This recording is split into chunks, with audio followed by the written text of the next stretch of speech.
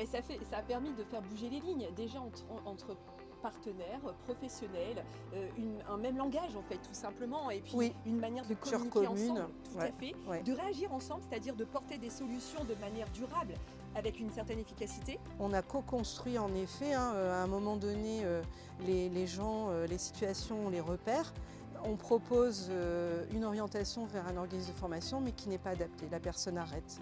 Et donc on s'est dit là, il nous manque quelque chose. Donc ensemble, depuis l'été dernier, on a réfléchi à l'invention d'un projet sur le territoire qu'on appelle les ateliers Première Marche. Donc vraiment des apprentissages sous une forme ludique au sein des centres sociaux, donc en proximité des habitants.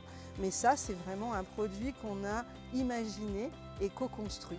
Donc en effet, on a une vision globale, on a une connaissance du phénomène et du coup, on est plus fort, on fait équipe et on arrive maintenant sur le territoire à de l'échange de pratiques, à des formations pour ceux qui veulent. On a même inventé, PIF, Partenaire Insertion Formation, un module 2 pour les gens qui ont connu le module 1, c'est quoi l'illettrisme, comment je le repère, de pouvoir justement savoir orienter ou avoir les bons gestes et mots avec la personne.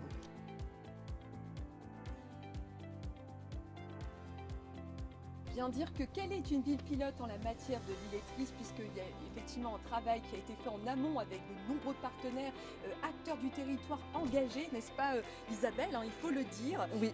avec un engagement qui est très très fort. Et donc en plus de cela, on sait que c'est encore un sujet d'actualité, rien n'est encore gagné, mais en tout cas le processus est bien engagé.